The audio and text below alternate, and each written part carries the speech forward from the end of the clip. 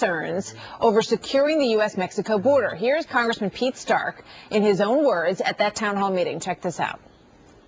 We can't get enough Minutemen armed. We'd like to get all the Minutemen armed so that they can stop shooting people here. It's not our job. We're just citizens. It's the United States government constitutionally protect us.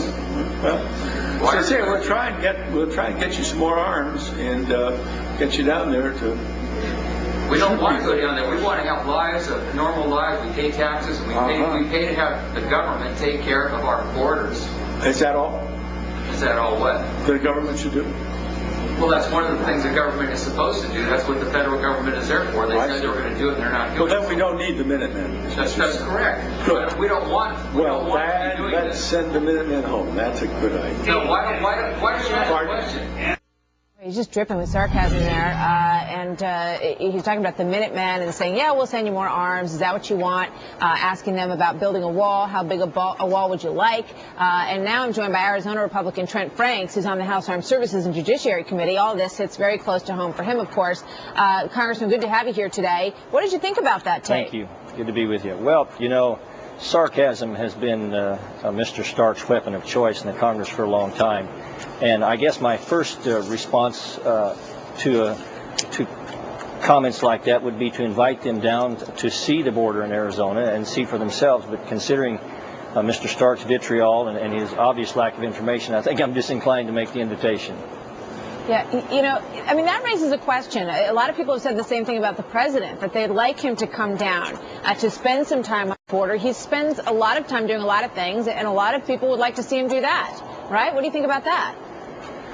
Well, I'd like to see that. You know, I hate to use the analogy, but as the Gulf well is blowing out, our first focus should be on stopping the flow and then dealing with some of the ancillary issues. And that's really what we're dealing with in Arizona. The reason we're so focused on border control is because we need to deal with the flow of illegal immigration, and even more so with the potential flow of people that could come into this country, say from terrorist states or terrorist groups, and do this country some real harm. I'm on the Armed Services Committee and the Strategic Forces Committee, and one of my great concerns related to border security is really national security, because I'm convinced sometimes we overlook that very real concern. And I think that the president, if this was his top priority, as it should be, maybe rather than suing us for trying to do what the federal government should have done, he could come down to the border and see for himself what the situation is, and I think perhaps it would have some impact on him. I hope it would. You know, the response from the federal government has been that they are doing much more than the previous administration did,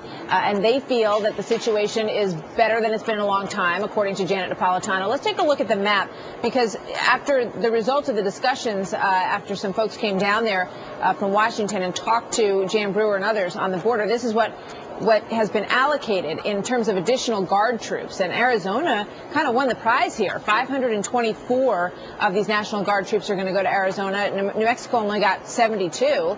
And that's despite the fact that Arizona, I think, represents about 19% of the border. So are you happy with how you came out on those numbers? Well, I suppose the proportions make sense, but the reality is that we still arrest almost 1,000 people coming across the border illegally every day in Arizona. About half of all of the violent crime in Maricopa County is committed by illegal immigrants, and we're having a pretty serious challenge every day. And so I think that the 524 really are inadequate for Arizona, and I won't try to speak to the other states, but I think that we can say, as a matter of fact, Arizona's got the largest and fastest growing population of illegal immigrants of any state in the nation. And I just am convinced that, once again, we overlook the long-term and fairly profound national security implications of a border that's not secure. And before I let you go, the anticipation is that we'll hear more about this lawsuit, perhaps even this week. And the president's going to make a speech on immigration tomorrow, I believe. So, talk to me a little bit about what you expect from that. And do you welcome this lawsuit in the end if you are convinced, that there's nothing illegal about this Arizona law?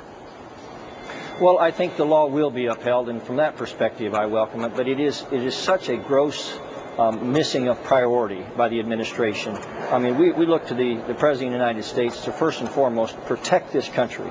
and border security and national security go hand in hand, and this president has overlooked that and been asleep at the wheel.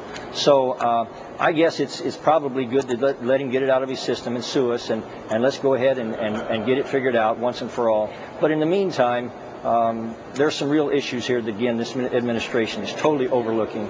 And in Arizona, we're doing the best we can. Our law, simply codified federal law, it has a long history of working with the federal government to try to deal with this issue, and the federal government's just not doing its part. All right. Well, they would dispute that, as we've stated, and we'll see what happens this week. Thank you for giving us your time today, Thank you, Congressman. Martha. Good to talk to you. We'll reach out for that California